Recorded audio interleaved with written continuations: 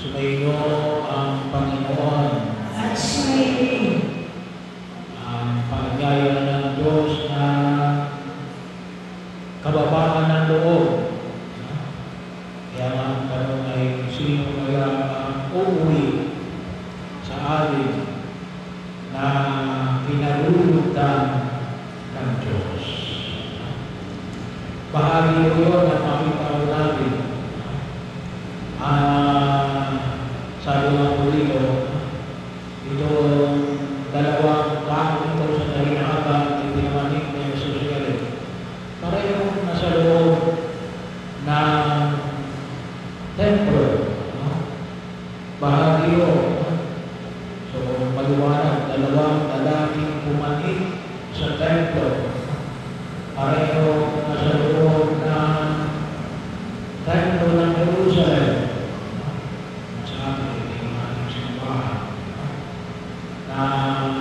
Nananalangin. Sabi nga ako dito, hindi sapagkat pinapagurang lamang ko dito ay pagiging makasalanan. Ngunit yung tunay na paanyaya ng sosialin na mayroong kababaan ng kalooban.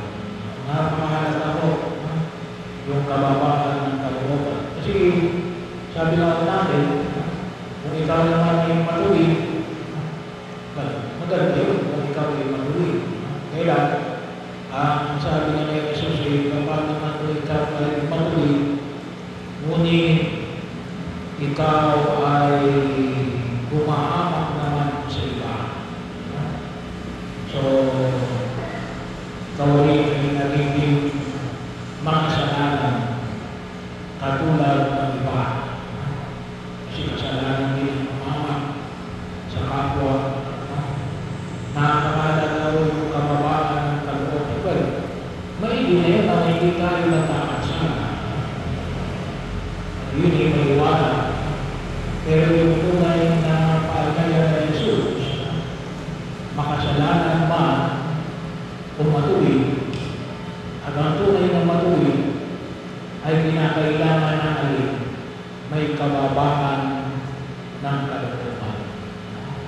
So hindi na pwede na pagiging matuwid mo, pero bahagi na ikaw naman ay napakayabang. Kasi yung pagiging mayabang na mismo ay isang pagkakasala. At maaaring inilalayo ka sa tunay na katotohanan ng iyong katatayuan mo sa harapan ng Diyos. Kaya napakahalaga ho rin ang kabanalan. Sa kabanalan, ang magkaroon ng kababaan ng kalooban. Kasi kung ikaw ay banal, dapat hindi ka rin mayabang. Kaya mahalaga yun na balikan natin yung unang pagbasa na nakita natin dito. Kasi bahagi pa rin ng pananalangin. Ano ulit tayong manalangin sa harapan ng Diyos. Yung isa bang katulad ng isa ang tingin niya sa sarili niya ay hindi siya lumalabang sa Diyos. Kasi pinatito dito. Hindi siya sumusunod siya sa mga Diyos. Hindi siya nangangalunya. Hindi siya nagnanakaw. Siya ay sabi nga po ito ay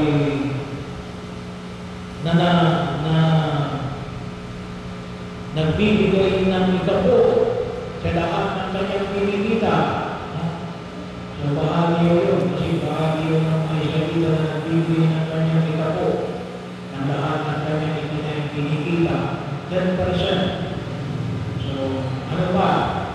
Siya ay nag-aayuno ng alin. 2 beses sa loob ng 1 linggo. Biro mo yun, magkakayunan kami 2 beses sa loob ng isang linggo. Sa lumang Tipano, yung kanilang pag-aayuno ay good day. Ibig sabihin ko, 2 beses lang siya nag-aayuno, 2 beses na ibig sabihin, 5 araw lang siya kumakain sa loob ng 7 araw. Pag may araw, pero pagkali, hindi yun. Pero yung sabihin, ang maganda yun, dahil pa rin ang intermittent fasting. Paano rin parang intermittent fasting, 1 months. So, kayo yun ang nakita mo natin. Pinakita na magkakaroon ng kababaan ng karoon. At maganda ko yung unang pagbasa, isa unang pagbasa. Mula ko sa aklan sila. Narin, na ang Diyos ay Panginoon ng katarungan. Wala siyang tinatanin sino man. At anong pinahagi dito? Inirinig ang daing ng ulila at ang kamusumamo ng balong na sa Israel na nangyari sa kanya. Pinalugan ng Diyos na nandito sa kanya ng buong puso. Hindi pwedeng kalahati lang ng buong puso. Ang panalangin niya ay agad nakakaabot sa langit. Ang dalangin na mapagpababa, liwanag ay lumalampas sa mga ulap at hindi tumitigil hanggang di dumarating sa pinakauuna. Ganon yung panalangin na may kababaan ng kalooban. Kaya ito yung panayang ibigay sa atin ng Diyos. Iwasan natin yung pagiging mayabang. Iwasan natin ang pagmamataas. Iwasan natin na tayo ay tingnan natin ang ating sarili na hindi kaysa sa iba. Magkaroon tayo ng kababaan ng kalooban. Magkaroon tayo ng puso na payak sa harapan ng buong kapal.